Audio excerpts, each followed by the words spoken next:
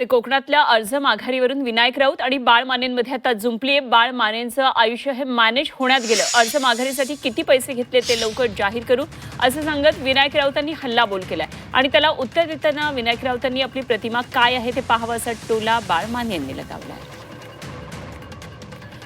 तर कोकणातल्या राड्यावरून आता आणखी जुंपलेली आहे. तुमची काय प्रतिमा आहे ते पहा असं मानेंनी विनायक राऊत यांना हा टोला दिलाय. तर कोकणातल्या अर्ज माघारीवरून सध्या खडाजंगी सुरू आहे. विनायक राऊत आणि बाळ माने यांच्यामध्ये जुंपलेली आहे. माघारीसाठी किती पैसे घेतले ते जाहीर करू असं विनायक राऊत यांनी म्हटलंय. तर तुमची काय प्रतिमा आहे ते पहा असं मानेंनी त्यावर पलटवार केलाय. तर एकंदरीतच अर्ज माघारीवरून पैशांची देवाणघेवाण झाली अशा प्रकारचे हे आरोप होतात आणि यावरून राजकारणातून संन्यास घेईल असं बाळ माने यांनी प्रत्युत्तर दिलं. शरम वाटली पाहिजे बाळ मानेला. त्यांचे सख्खे साडू शिवसेना नेते माननीय भास्करराव जाधव आणि त्यांचे सुपुत्र हे स्वतः त्यांच्याबरोबर फॉर्म भरायला होते. आमचे सगळे जिल्हा प्रमुख होते. आमचे महाविकास आघाडीचे प्रत्येक वेळेला जुळवाजुळव होत असते. त्यामुळे त्याच्यामध्ये रडण्याचं काही कारण नाही. त्यांच्या डोक्यावर खापर पडण्याचं कारण नाही आहे. तुला घाण खायची होती, तुला शेण खायचं होतं म्हणून तू महाविकास आघाडीच्या डोक्यावर कशाला कापर पडतोस.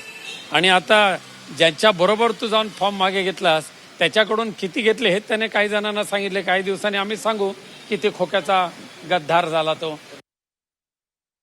पालघरची लोकसभेची निवडणूक असो, अन्य काही निवडणुका असो, माझ्या स्वतःच्या विधानसभेच्या निवडणुकीच्या वेळेस सुद्धा तत्कालीन शिवसेनेचे जिल्हा प्रमुख, तत्कालीन तालुका प्रमुख, उपतालुका विभाग प्रमुख जे विनायक राऊत साहेबांचे हस्तक होते, लोकसभेला त्यांच्यावर होते, त्यांनी माझ्याकडून पैसे घेतले पण माझं काम केलं नाही. ही गद्दारी विनायक राऊत साहेबांमुळेच झाली. हा इतिहास आहे.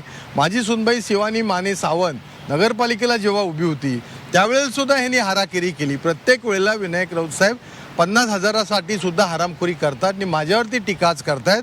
मी विनायक राऊत साहेबांना सांगतोय की 40 वर्षाचं माझं निष्कलिंग चारित्र्य आहे. मी राष्ट्रीय स्वयंसेवक संघाचा स्वयंसेवक आहे. तेव्हा तुमच्याबद्दलची प्रतिमा काय आहे आणि मातोश्री परिसरात काय बोललं जातं तुमच्याबद्दल. उद्धवजी खूप चांगले आहेत, रश्मीताई खूप चांगली आहेत, ही सगळी माणसं चांगली आहेत, परंतु असे हे जे बडवे आहेत विनायक राऊतांसारखे याच्यामुळं उद्धवजींना फसगत करतात, दिशाभूल करतात. तर बाळ माने यांच्या प्रतिक्रियेवर विनायक राऊत यांनी काय प्रतिक्रिया दिली तेही पाहूया.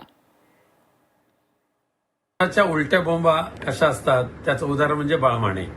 म्हणजे स्वतः हाराखेरी करायची, स्वतः इतरांना टोप्या घालायच्या आणि प्रामाणिकपणे माननीय उद्धव साहेबांनी ज्यांच्यावर विश्वास ठेवला त्या उद्धव साहेबांशी बेईमानी करून, उद्धव साहेबांचा विश्वासघात करून विधान परिषदेच्या उमेदवारी मागे घ्यायची आणि मागे घेत असताना जे काही षडयंत्र रचलं गेलं ते आता उघड होत चाललेलं आहे.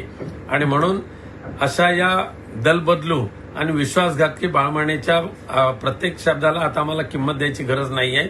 परंतु विश्वासघातकी माणसाचं एक ना एक दिवस रूप स्पष्ट होतं आणि लोकांकडून त्याला त्याची जागा दाखवली जाते.